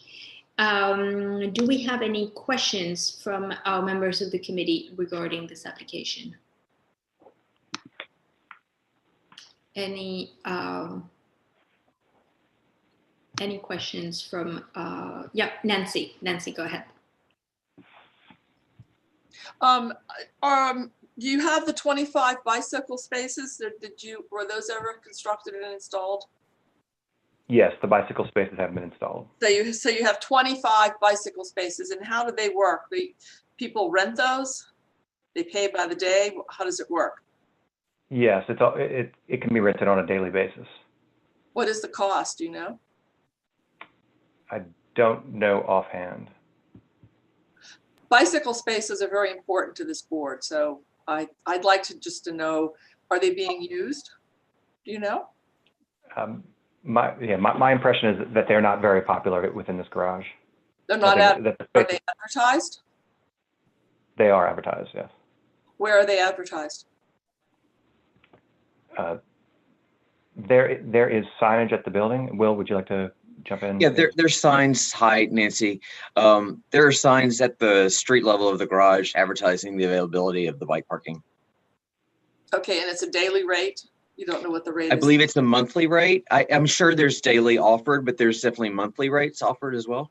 But you don't know what the rate is? I have a photo of my son on my phone. If you give me a second, I can try and. I'd like to know what that is. Sure. Thank you. You look that up. I'm gonna see if there are any further questions for this applicant. Questions from members of the public, from members of the committee. Okay, so seeing none, I actually have a sort of like question clarification. An applicant appeared in front of this board, I want to say 3 or 4 years ago, with a proposal to actually demolish the parking garage to build a very large tower through a lot merger with the landmark property that you have mentioned that fronts on 15th Street. The article used was 74711 that seek to establish harmoniousness between the landmark property and the proposed tower. The board had issues actually with this proposal. Can you actually give us an update on where this proposal stands and why you are seeking a 5 or 10 years renewal of the parking permits? Sure, and we were the applicants at that time and appeared before the board. So in 2018, the City Planning Commission granted 2 special permits in order to facilitate that redevelopment that you're referring to. Tishman still intends to redevelop the property, but plans have been delayed due to market conditions. So until the site is ready for redevelopment, the applicant intends to continue using it for the existing parking garage. Okay, so you basically have your options open, but when the market is of favorable conditions, in your opinion, then the garage will be demolished. Their intention is still to demolish the garage and construct the new building. Okay, is there any timeline on that? No, not currently. I mean, there's a huge oversupply of condominiums in the city right now, so it's just not a favorable time to develop. Okay, thank you. And Layla, yeah. Just to follow up with with Nancy's question. Yes, thank you. Sure. The rate that they charge, Nancy, is $6.43 an hour or $68.89 a month for a bike parking space. We don't set those rates, the operator does, but that's the rate advertised. Okay, thank you. Nancy, you're on mute. Do you want to respond to this? Thank you. I was recently on a site called buzzbuzzhome.com where it's listed that 110 East 16th Street sales are pending. Why is that? Why are you selling units, have sales pending as of August 13th, 2020? I don't know. That's not accurate. That's not our website, and we're not selling any units. There are no units to sell. I don't know what, I have no idea what that's referring to. Yeah, I was just curious because I looked up the address and that's one of the things that I discovered. So, okay, thank you. You're welcome. All right, thank you. Any further questions from members of the committee? Okay, so seeing none, I will open up the floor to members of the public. Do we have any questions or comments from members of the public? You can use the raise hand function if you wish to make a comment or ask a question. Okay, so seeing none, we can move to business session.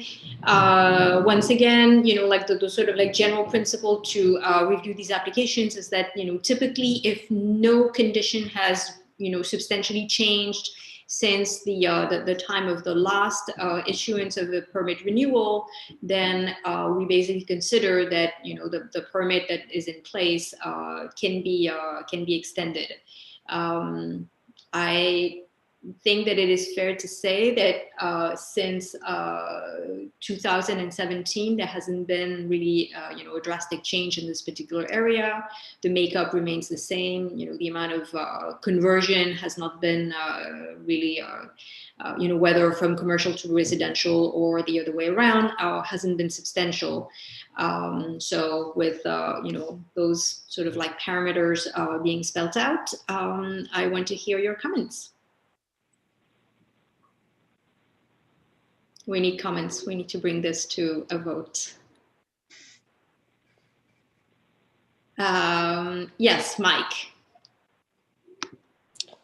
I don't see anything to object to if they're operating as a parking lot, and they're going to continue operating as a parking lot. Yeah, thank you. Nick, I see that you have your hand up. Okay with me. Yeah. Okay. I don't have any issues either. Anyone objects to this particular proposal or would like to amend the permit in any way, shape, or form? Okay, so seeing none, this will be the third vote of the evening, and we need a motion. Motion to approve. And a second. Second. All right. Oops, I'm taking the wrong sheet. I'm so sorry. Yeah, that's the correct one. Sorry about that. Dave. Yes. Dave? Yeah, thank you. Nick? Yes. Julie? Yes. Aaron? Yes. Nancy? Yes, and I will write the resolution. Thank you so much, Nancy. Mike? Yes. Tristan? Despite, I think. Yes. EJ? Yes. John? Yes. Rachel? Yes. Ryan? Yes. Matt? Yes. And Layla, I'm a yes. Approval, unanimous, motion carries. Thank you very much to the applicants for their presentation. Okay, so the final application for tonight's meeting is an application submitted by Clarity 47 LLC for certification pursuant to section 13-432 of the zoning resolution seeking parking facility exemptions. The address for this facility is 145 West 47th Street. I can see that the applicant is ready to give us their presentation, and the floor is yours. Go ahead. Okay, thank you, Layla. Good evening, everyone. You can see my screen, correct? Yes, we can. Great, thank you. Okay, so I'm Gene Travers. I'm a land use attorney with Kramer Levin, F. Tallis & Frankel. I'm joined this evening by William Fegan and Adrian Stroy of Tri-Beach Holdings and John Moss of Berg Moss Architects. This is an application for City Planning Commission Chairperson certification to exempt certain space within a parking garage from the zoning definition of floor area. The parking garage is going to be located at the base of a new hotel that's under construction at 145 West 47th Street.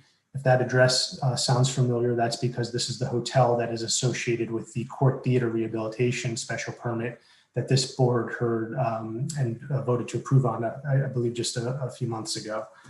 The garage will be located on the ground floor portion of the hotel and portions of the second, third, and fourth floors.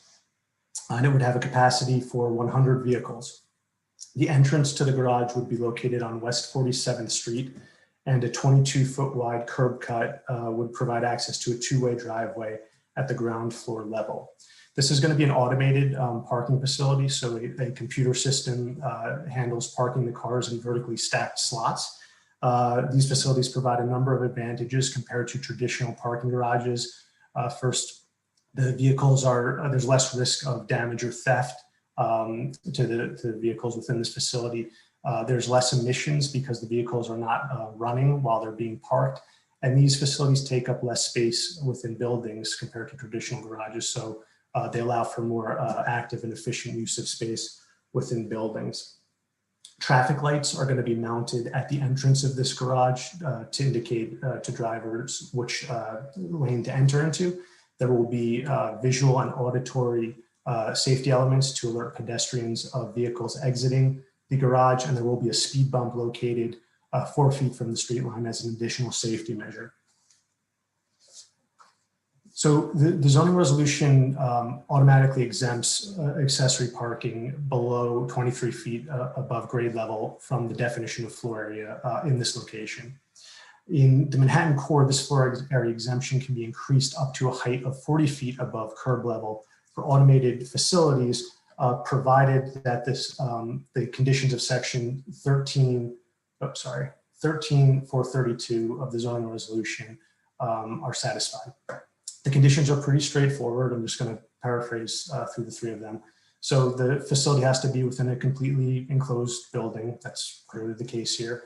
The building has to comply with, the parking garage has to comply with applicable screening requirements. And it also has to be consistent. The facade of the garage has to be consistent with the building that's located above it. So in this case, the parking garage facade is going to match the aluminum and glass curtain wall of the hotel located above it. And the parking facility has to be within a building that has an FAR of at least 2.0.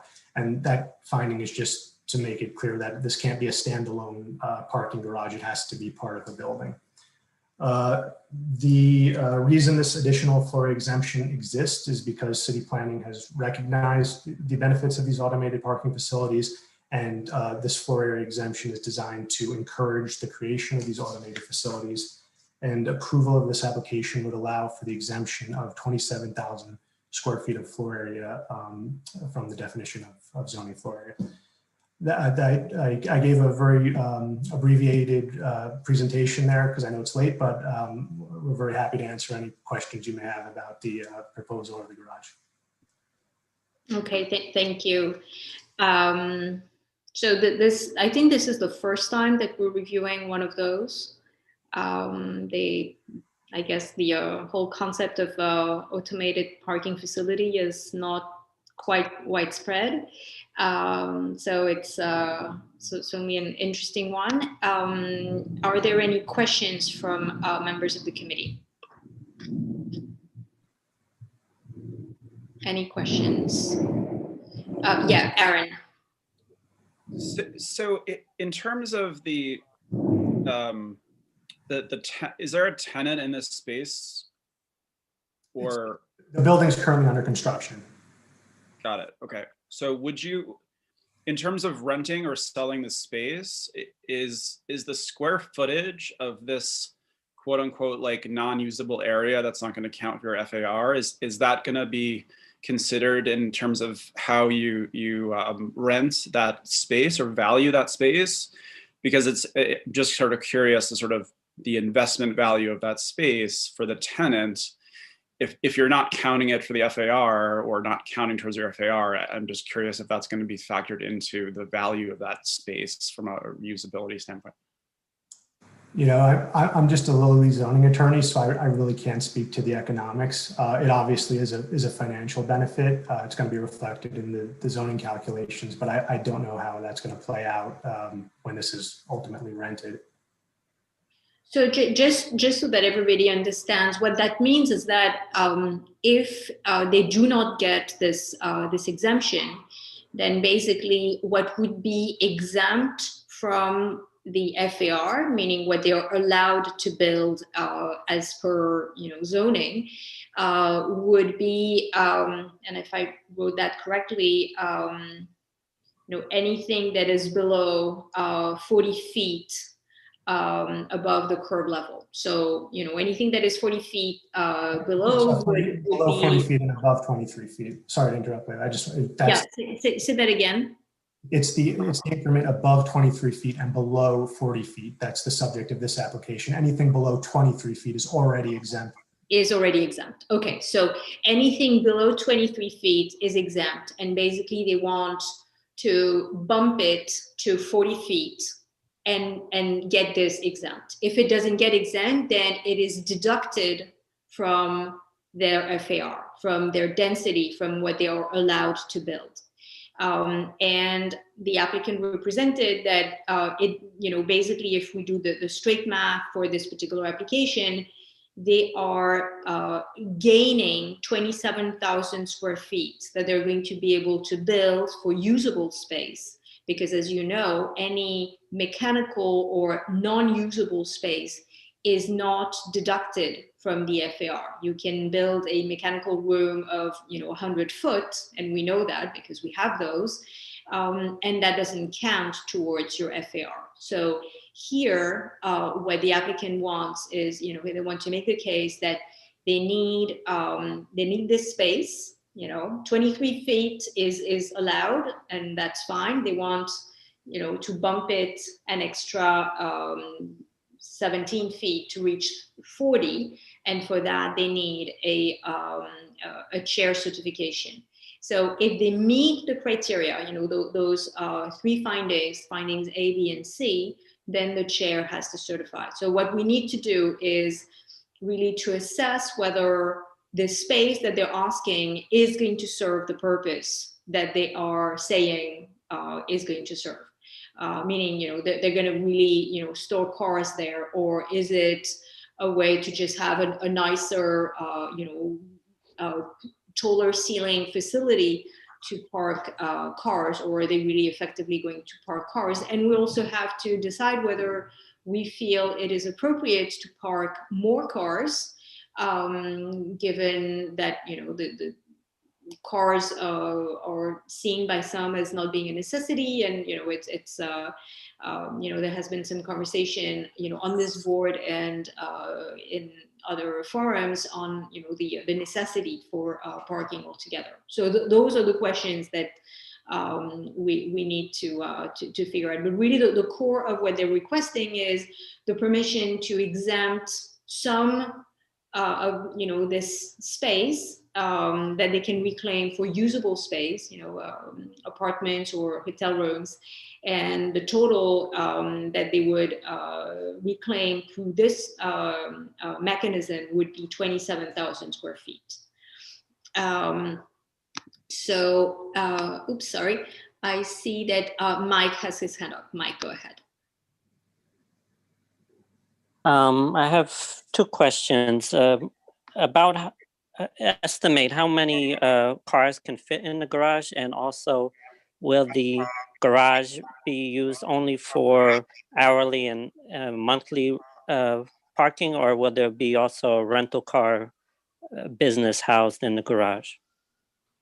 Sure. So the parking garage has 100 spaces exactly, and that's no more than the maximum permitted as of right. This application is not requesting, and we could not request because this application doesn't authorize an increase in permitted parking. So it is 100 parking spaces. That's what's permitted as of right by the zoning. To my knowledge, I don't know if there's going to be any rental. Car rental here beyond normal public parking and hotel parking. I don't know the answer to that question, but I can find out for you. And Mike, I think you had another question. No, those were the two, about the rental and about the car spaces, about how many could fit. Got it. Thank you. Ryan, you have your hand up. Go ahead. A follow-up question on the nature of the spaces. Does the operator have a view of how many might be outfitted for electric vehicle charging? Good question. I don't know. If William or Adrian are on and they have an idea, they can speak up, but I don't know the answer to that question, but I can find that out for you as well. Ryan, I just want to make sure I understood your question correctly. You were asking about electric vehicles? Yes. Okay. My assumption is that given that it is automated, it would be difficult to also automate the charging process. I was going to say that's probably the case, but who knows? Well, I can certainly find that out for you. Okay, thank you.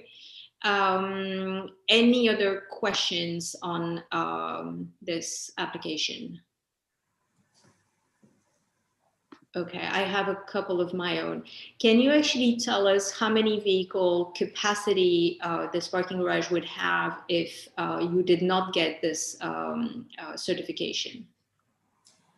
Well, it wouldn't be an automated garage, but we could still build a parking garage of 100 spaces. That's what's permitted here. I don't know if anybody's studied how that would be constructed. This, as you know, this building is under construction, so 100 spaces would be permitted, even if it was a traditional parking garage. I don't know if that would mean cellar space would have been excavated or how they would design that, but it could. So it would not result in a reduced capacity? I don't think so. Again, it's however they would want to build it, but you could build a parking garage, and if you could put 100 spaces in, that's what would be permitted. Okay, and in this section that you're showing on the screen, yes. I just want to make sure that I understand everything is at grade or above grade. So this is grade right here. This is the entrance. You drive your car into the rear of the parking garage where there's a transfer cabin. It actually gets lifted by this elevator and to what's cutely labeled here as the automated parking robot, and that's what moves it to the nearest available space. And this is the second, third, and fourth floor. I believe this is like a mezzanine area. And so this gray box that is between the ground and the above parking spaces, what does that represent? This right here? Area, that's right, yeah. That's part of the hotel. I believe it's like a mezzanine to the hotel. Okay. That is not being exempted from floor area. That's why it's grayed out. These are the plans we submitted to city planning. So anywhere that's gray is not part of this certification. Got it. Okay. The only area that is subject to the floor exemption is anywhere that's white. And that's also shown on the, well, this is not actually I do have the other floor plans. So this is the second floor. As you can see, everything in white is what's exempted. And these are very clearly, city planning required us to very clearly delineate the area of this. And I'll just take you up to the third floor.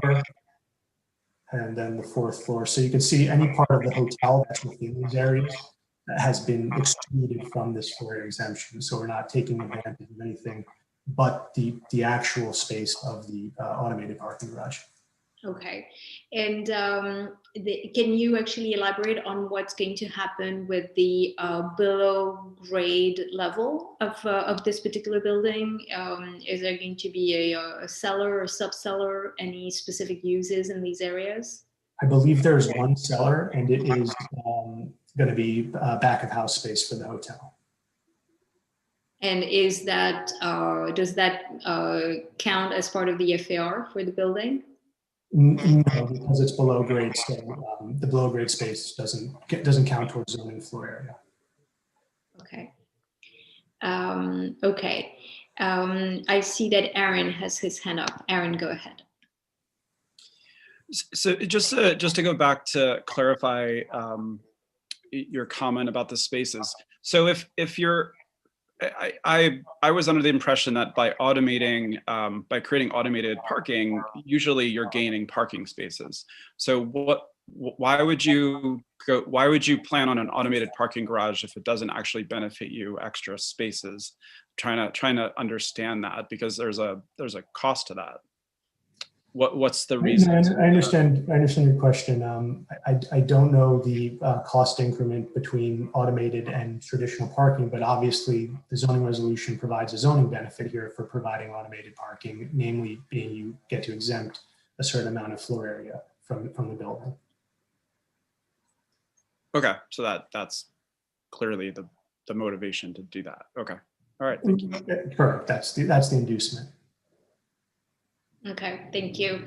Any other questions from members of the committee? Okay, so seeing none, I will open up the floor to members of the public. Do we have, I see that we have one hand up. William Fagan, you're permitted to talk, and if you can introduce yourself, if you have any affiliation, and ask your question or make your comment. Yes, I put my hand up at one stage to answer some of the questions, and I think Eugene did very well on what he was saying.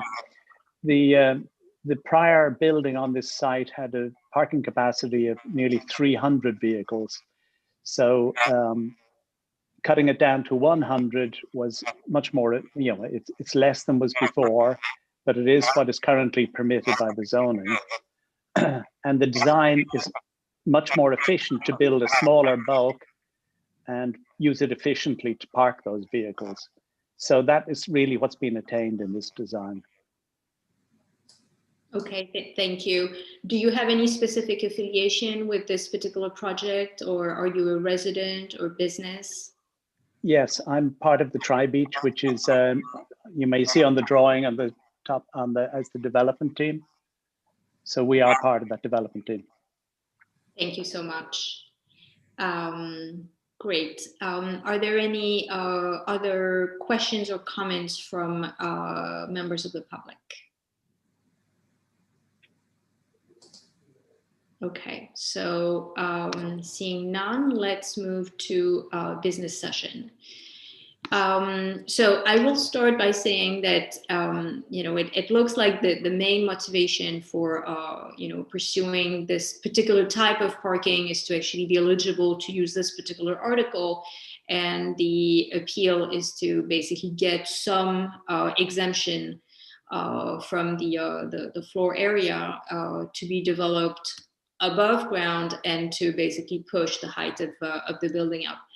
To me, it looks a little bit like mechanical void. It's not quite mechanical void, but it has a little bit of the same premise, and it's giving me a little bit of the jitters. So, but I would love to hear what others think about this proposal and how they read it. Nick. Yeah, Leila, I was feeling the same way, really not compelled by this, except if we can find some sort of public benefit to justify the extra floor area. Do we really want to incentivize automated parking compared to not automated parking? I don't know if that's enough of a public benefit for 27,000 square feet of extra FAR.